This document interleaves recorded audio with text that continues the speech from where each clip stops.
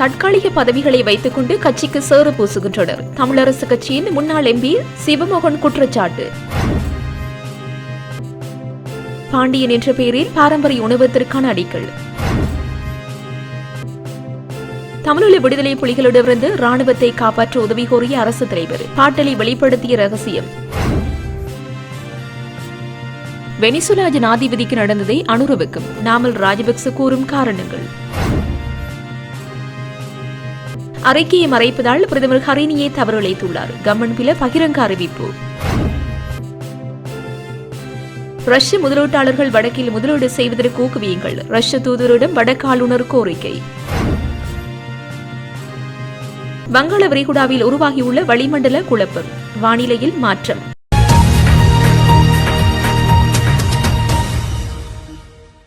திருட்டுத்தனமான அரசியல் அலங்கோலத்தனமான துரோகத்தனங்களால் தமிழரசு கட்சியின் தற்காலிக பதவிகளை வைத்துக் கொண்டிருப்பவர்கள் கட்சிக்கு சேறு பூசும் நடவடிக்கைகளை முன்னெடுப்பதாக முன்னாள் வன்னி பாராளுமன்ற உறுப்பினர் சிவமோகன் தெரிவித்துள்ளார்.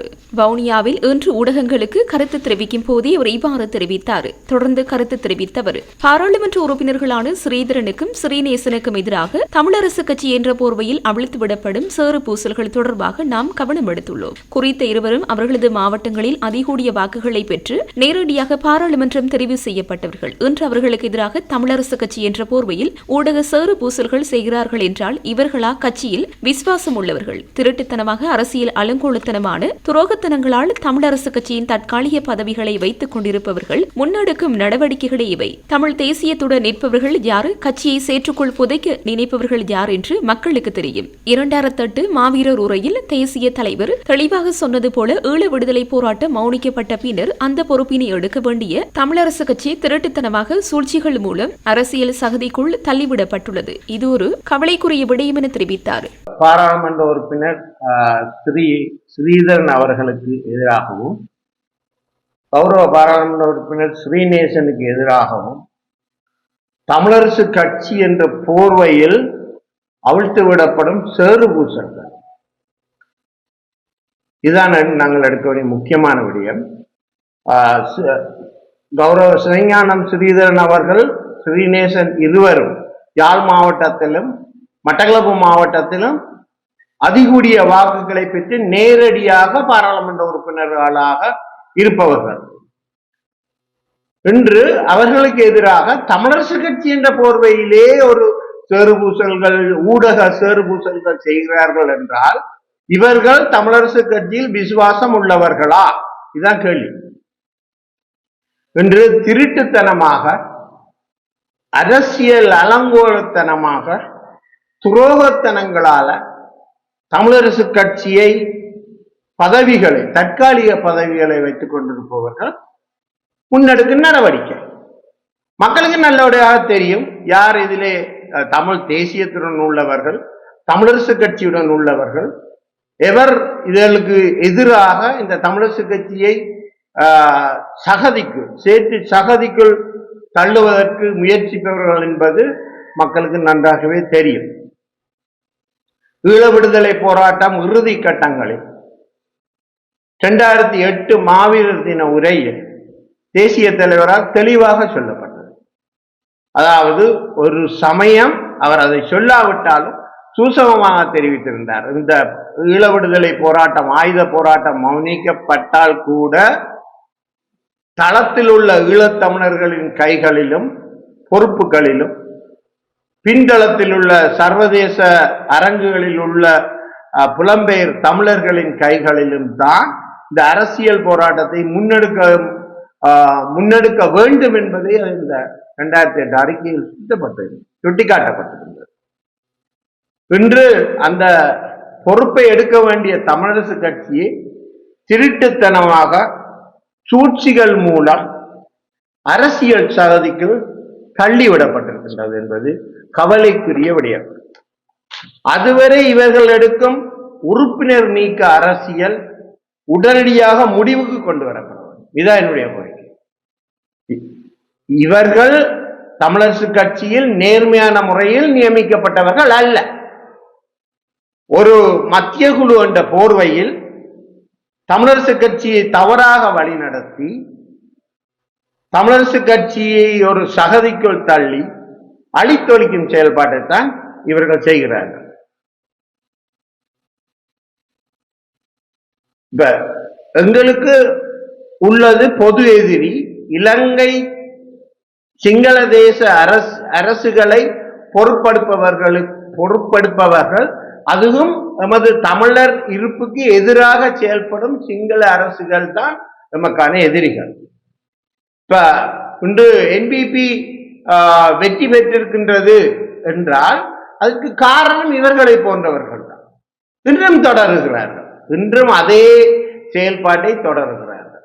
இவர்கள் மக்களால் நிராகரிக்கப்பட்டவர்கள். இந்த தற்காலிக தலைவர்கள், தற்காலிக இலங்கை தமிழரசு கட்சியின் பதில் தலைவர், பதில் செயலாளர், ராஜினாமா செய்த பதில் செயலாளர் ஆகியோர் அனைவரும் மக்களால் நிராகரிக்கப்பட்டவர்கள், கட்சியால் நிராகரிக்கப்பட்டவர்கள்.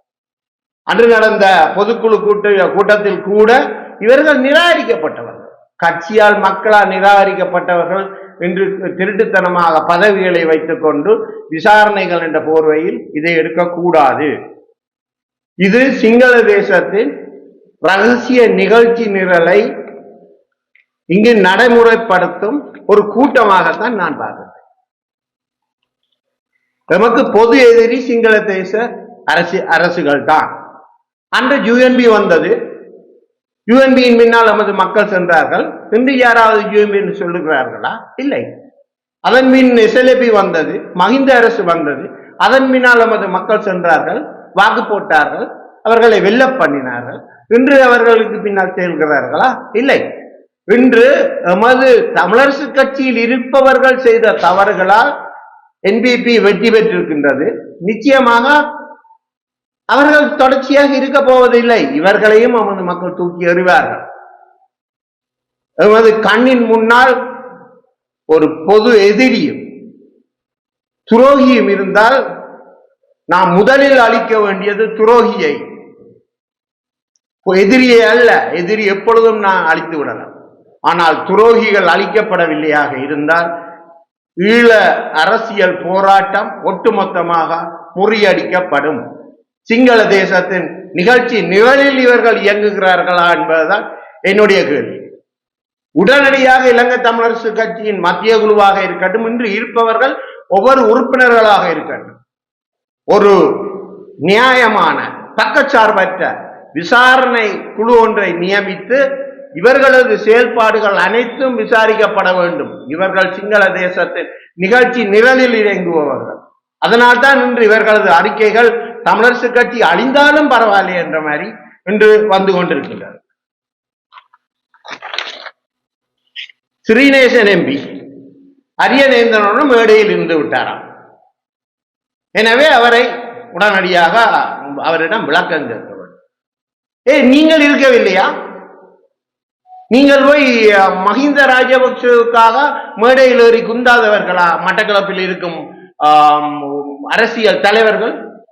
நீங்கள் மஹிந்த ராஜபக்ச சாமரம் வீசவில்லையா? நமது மக்கள் பன்னியில் அழித்தொழிக்கப்பட்ட பொழுது பாய்ச்சோர் உண்டு கண்டு கடித்தவர்கள் தான் நீங்கள் என்பது எங்களுக்கு தெரியும், மக்களுக்கு தெரியும்.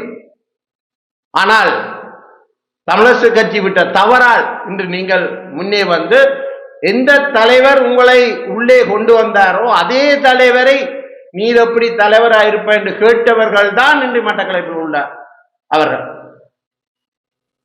எனவே இதுகள்லாம் உண்மையான விஷயம். சரி, அரியநேந்திரனுடன் அவர் கூடி குழாவினார், கேட்க வேண்டும் என்று நீங்கள் சொல்லுகிறீர்கள். நான் சொல்றேன்டா, விசாரணை என்றால் அது அடிமட்டத்தில் இருந்து வரப்பட வேண்டும். தற்காலிகமாக இந்த பதவிகளை பொறுப்படுத்தவர்களின் காலத்தில் இருந்து தொடங்குவதல்ல இந்த விசாரணைகள். இந்த விசாரணைகள் எந்த தலைவர்கள் தவறு விட்டார்களோ, எவரை இங்கு தேசிய பட்டியல்களில் கொண்டு வந்து இந்த தமிழ் தேசிய அரசியலில் அலங்கோலம் செய்யப்பட்டார்களோ, செய்வதற்கு வழி விட்டார்களோ அந்த இடத்திலிருந்து தொடங்க வேண்டும். சம்பந்தன் ஐயா எப்பொழுது சுமந்திரனை கொண்டு வந்தாரோ அந்த நேரத்தில் இருந்து இந்த விசாரணைகள் தொடங்கப்பட வேண்டும். எந்த நேரத்தில் மாவை சேனாதிராஜா ஐயா ஒருவரை மட்டக்களப்பில் கொண்டாரோ அந்த இடத்தில் இருந்து இந்த விசாரணைகள் தொடங்கப்பட வேண்டும். இப்பொழுது அரியநேந்திரனுக்கு பக்கத்தில் இருந்ததுக்காக தொடங்கப்படக்கூடாது. உங்களுக்கு தெரியும், தமிழரசு கட்சியை ஒரு வழக்கு போட்டு எமது பொதுக்குழுவை நிர்மூலமாக்கி எமது கட்சியையும் நிர்மூலமாக்கிய ஒருவர், அவர் அந்த நிகழ்ச்சியை தடை செய்ய அந்த நீதிமன்றம் ஊடாக அந்த தடை உத்தரவை எடுத்த காலத்தில் அந்த சூடு அடங்க முன்னம் அவரை தன்னுடைய வீட்டில் கூட்டி ஒரு நிகழ்வு தங்களது வீட்டில் இந்த தலைமைகள் கூப்பிட்டு விருந்துண்டு மகிழ்ந்தார்கள். எனவே ஸ்ரீநேசன் அரியநேந்திரனுக்கு செய்தது தவறாக இருந்தால், நமது கட்சியை நிர்மூலமாக்கியவன் வழக்கு போட்டவனை கூப்பிட்டு வச்சு விருந்துண்ட நீங்கள் எந்த இடத்தில் இருக்கின்றீர்கள் என்பதை நீங்களே யோசித்துக் கொள்ள வேண்டும். பச்சிலைப்பள்ளி பிரதேசத்தில் காணப்படுகின்ற காற்றாலை மின் உற்பத்தி மூலம் கிடைக்கும் நிதியில் குறித்த காற்றாலை மின் உற்பத்தி நிறுவனம் வடக்கு மாகாண விவசாய அமைச்சிற்கு வழங்கும் சமூக பொறுப்பு நிதி 19.9 மில்லியன் ரூபாய் செலவில் கிளிநொச்சி பச்சிலைப்பள்ளி பிரதேச சபையின் ஆளுகையின் கீழ் பிரதேச சபை வளாகத்தில் பாரம்பரிய உணவகத்திற்கான அடிக்கல் நாட்டும் நிகழ்வு இன்று நடைபெற்றது. தவிசாளர் சுப்பிரமணியம் சுரேன் தலைமையில் நடைபெற்ற நிகழ்வில் பாராளுமன்ற உறுப்பினர் சிவஞானம் ஸ்ரீதரன், சாம்பசிவம் சுதர்சன், கரச்சி பிரதேச சபை தவிசாளர், பிரதேச சபை உறுப்பினர்கள், பிரதேச சபை உத்தியோகத்தர்கள், பளை பிரதேச அரசு திணைக்கள உத்தியோகத்தர்கள், பிரதேச சபை பொது அமைப்பு சார்ந்தோர் என பலர் கலந்து கொண்டனர். முன்னாள் ஜனாதிபதியொருவர் தமிழீழ விடுதலை புலிகளிடமிருந்து இலங்கை ராணுவத்தை யாழ்ப்பாணத்திலிருந்து காப்பாற்றிக் கொண்டு வருவதற்கு இந்தியாவிடம் கப்பல் தருமாறு கேட்டிருந்தார் என முன்னாள் அமைச்சர் பாட்டளிச்சமிக்க ரணவக்க தெரிவித்துள்ளார். ஒரு காலத்தில் தமிழீழ விடுதலை புலிகள் அப்படியொரு சக்தி வாய்ந்தவர்களாக இருந்தனர் என்றும் அவர் குறிப்பிட்டார். இணையதளம் ஒன்றுக்கு வழங்கிய பிரத்யேக செவ்வியிலேயே இதனை தெரிவித்திருந்தார். தொடர்ந்து கருத்து தெரிவித்த அவர், இலங்கை முழுவதும் தமிழீழ விடுதலை புலிகளின் கட்டுப்பாட்டுக்குள் வருவதற்கான சந்தர்ப்பம் அன்று காணப்பட்டது. ஆனால் இன்று சிலர் அதை மறந்துவிட்டனர். தமிழீழ விடுதலை புலிகள் ஆணையரவை கைப்பற்றி கொழும்பில் குண்டுகளை வெடிவைத்துக் கொண்டு இலங்கை முழுவதையும் கைப்பற்றும் இறுதி கட்டம் வரை வந்தனர். 2000 ஆண்டு சர்வதேச ஊடகங்கள் இலங்கைக்கு வந்தது. ஏனென்றால் புதிய நூற்றாண்டின் ஆரம்பத்தில் மலரும் புதிய தேசம், அதாவது தமிழீழம் தொடர்பான செய்திகளை சேகரிப்பதற்காக. அவ்வாறான நிலையில் முன்னாள் ஜனாதிபதி சந்திரிகா குமாரதுங்க இலங்கை ராணுவத்தை யாழ்ப்பாணத்தில் காப்பாற்றிக் கொண்டு வருவதற்கு இந்தியாவிடம் கப்பல் கேட்டிருந்தார். தமிழீழ விடுதலை புலிகளின் தேசிய தலைவரை அரசியல் ரீதியில் தோற்கடிக்க சந்திரிகா பல வியூகங்களை வகுத்தார். அரசியல் பரவலாக்கில் தமிழீழ விடுதலை புலிகளுக்கு அதிகாரத்தை வழங்கி சர்வதேச ரீதியில் தமிழீழ விடுதலை புலிகளின் தேசிய தலைவரை முடக்குவதற்கான திட்டத்தை சந்திரிகா முன்னெடுத்திருந்தார். ஆனால் தமிழீழ விடுதலை புலிகளின் தொடரான யுத்த வெற்றியில் அவை தோற்கடிக்கப்பட்டது என குறிப்பிட்டுள்ளார். வெனிசுலா ஜனாதிபதிக்கு நடந்ததை ஜனாதிபதி அனுரகுமார திசாநாயக்கவுக்கும் நடக்கலாம் என நாமல் ராஜபக்ச தெரிவித்துள்ளார். மொட்டு கட்சியின் புதிய வருடத்திற்கான வேலைகளை ஆரம்பிக்கும் நிகழ்வு கட்சி தலைமையகத்தில் நடைபெற்றது. குறித்த நிகழ்வின் பின்னர் ஊடகங்களுக்கு கருத்து தெரிவிக்கும் போது இதனை தெரிவித்தார். தொடர்ந்து உரையாற்றிய அவர், அரசாங்கத்தின் அச்சகத்தில் அச்சாகும் புத்தகத்தில் இருக்கும் தவறை அறிய முடியாத அரசாங்கம் இவர்கள் எப்படி மக்களின் பிரச்சினைகளை தீர்ப்பார்கள்? அரசாங்கத்தில் உள்ளவர்கள் மதம் மற்றும் சம்பிரதாயங்கள் இல்லாமல் ஏதோ ஒரு வழியில் செல்பவர்களாக இருக்கின்றார்கள். வெளிநாடுகளின் தேவைக்கேற்ப அரசாங்கம் கொள்கைகளை தயாரிப்பதென்றால் வெனிசுலாக்கு நடந்துதான் எமது நாட்டுக்கு நடக்கும். கல்வி சீர்திருத்தம் தொடர்பில் அரசாங்கத்தின் பிரபலமானவர்களை நேற்று ஊடகவியலாளர் மாநாடு நடத்தியுள்ளனர். அவர்களுக்கு தீர்மானம் எடுக்க முடியுமா என எனக்கு தெரியாது. பிரதமர் கூட பெரும் சங்கடத்திற்கு உள்ளாகியுள்ளார். பிரதமர் பதவியை ஹரேனிக்கு வழங்கியது இவ்வாறான திட்டங்களை முன்னெடுத்து செல்வதற்கா என்ற சந்தேகம் எழுகிறது. என்பிபி அரசாங்கத்தில் உள்ள 159 பேருக்கு மட்டும் வேறான ஒரு சட்டம் செயற்படுத்தப்படுகிறது என குறிப்பிட்டுள்ளார். புதிய கல்வி மறுசீரமைப்பின் போது 6ஆம் தரத்திற்காக தயாரிக்கப்பட்ட முன்மாதிரி புத்தகம் ஒன்றில் விடப்பட்டுள்ள தவறு தொடர்பில் மேற்கொள்ளப்பட்டுள்ள விசாரணையின் பின்னர் வெளியிடப்பட்டுள்ள அறிக்கையை ஏன் அரசு வெளியிட தயங்குகிறது என முன்னாள் அமைச்சர் கம்மன் பில கேள்வி எழுப்பியுள்ளார். இன்று நடைபெற்ற கூட்ட எதிர்க்கட்சிகளின் ஊடகவியலாளர் மாநாட்டில் உரையாற்றும் போதே அவர் இதனை தெரிவித்திருந்தார். தொடர்ந்து உரையாற்றிய அவர், இந்த அறிக்கை உள்ளக விசாரணையில் வெளியிடப்பட்டுள்ளது என தட்டி கழிக்கின்றனர். தவறை செய்தவர் யார் என்று முதல் விசாரணைகளில் தெரிய வந்திருப்பதால் அது தொடர்பில் மக்களுக்கு தெரியப்படுத்தி அரசின் 2வது தலைவரை காப்பாற்றுவதே அரசு செய்ய வேண்டிய கடப்பாடாகும். நேற்று நடைபெற்ற ஊடகவியலாளர் மாநாட்டில் இது தொடர்பான உண்மை தகவல்களை வெளியிடுவார்கள் என்று நாம் எதிர்பார்த்திருந்தோம். ஆனால் அப்படி ஒன்றும் வெளியிடவில்லை. உள்ளக விசாரணை அறிக்கையை மறைப்பதென்றால் தவறு இழைத்தது பிரதமரோ என்ற சந்தேகம் எழுகிறது என்று குறிப்பிட்டுள்ளார். வெளிநாட்டு சுற்றுலா பயணிகள் தமது விடுமுறையை மகிழ்ச்சியாக கழிப்பதற்கு வடக்கு மாகாணம் மிகவும் பாதுகாப்பானதும் அமைதியானதுமான ஒரு பிரதேசமாகும். எனவே ரஷ்ய சுற்றுலா பயணிகளின் வருகையை வடக்குக்கு திருப்ப உதவுவதுடன் எமது மாகாணத்தில் உள்ள முதலீட்டு வாய்ப்புகளில் ரஷ்ய முதலீட்டாளர்கள் முதலீடு செய்வதையும் ஊக்குவிக்க வேண்டும் என வடக்கு மாகாண ஆளுநர் வேதநாயகன் இலங்கைக்கான ரஷ்ய தூதுவர் லெவன் எஸ் ஜகார்ஜனிடம் கோரிக்கை விடுத்தார். இலங்கைக்கான ரஷ்ய தூதுவர் லெவன் எஸ் ஜகார்ஜன் வடக்கு மாகாண ஆளுநரை இன்று ஆளுநர் செயலகத்தில் சந்தித்து கலந்துரையாடினார். பல தசாப்தங்களுக்கு பின்னர் ரஷ்ய தூதுவர் ஒருவர் யாழ்ப்பாணத்திற்கு உத்தியபூர்வ பயணத்தை மேற்கொண்டமை மகிழ்ச்சி அளிப்பதாக குறிப்பிட்டு ஆளுநர் அவரை வரவேற்றார். இந்த சந்திப்பின் போது கருத்து தெரிவித்த ரஷ்ய தூதுவர், ரஷ்ய சுற்றுலா பயணிகள் இலங்கைக்கு அதிக அளவில் வருகை தருகின்றனர். எதிர்காலத்தில் இந்த எண்ணிக்கை மேலும் அதிகரிக்கும் வாய்ப்புள்ளது.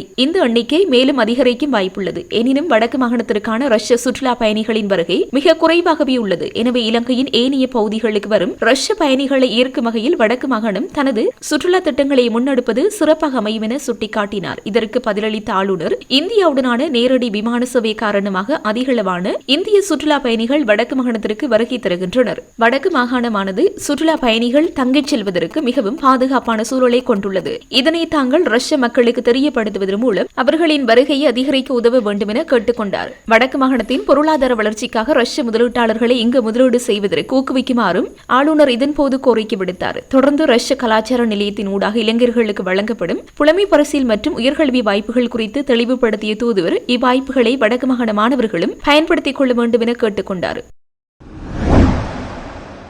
நாட்டிற்கு தென்கிழக்காக வங்காள விரிகுடா கடற்பரப்பில் நிலை கொண்டுள்ள வளிமண்டல கீழ்த்தல தளம்பல் நிலை மேலும் வலுவடையக்கூடிய சாத்தியம் காணப்படுவதாக வளிமண்டலவியல் திணைக்களம் விசேட அறிவிப்பொன்றை வெளியிட்டுள்ளது. இந்த அறிக்கை இன்று பிற்பகல் 3:30 மணிக்கு வெளியிடப்பட்டுள்ளது. நாட்டிற்கு தென்கிழக்காக வங்காள விரிகுடா கடற்பரப்பில் நிலை கொண்டுள்ள வளிமண்டல கீழ்த்தல தளம்பல் நிலை மேலும் வலுவடையும் வாய்ப்புள்ளதாக தெரிவிக்கப்படுகின்றது. இதன் காரணமாக ஜனவரி 8ஆம் தேதி வியாழக்கிழமை முதல் நாட்டின் குறிப்பாக வடக்கு, வடமத்திய, கிழக்கு ஊவா மற்றும் மத்திய மாகாணங்களில் மழை நிலைமை அதிகரிக்கும் என எதிர்பார்க்கப்படுவதாக அந்த அறிக்கையில் தெரிவிக்கப்பட்டுள்ளது. மேலும் பொதுமக்கள் தொடர்புடைய அறிக்கை குறித்து எச்சரிக்கையாக இருக்குமாறும் அறிவுறுத்தப்படுகின்றனர்.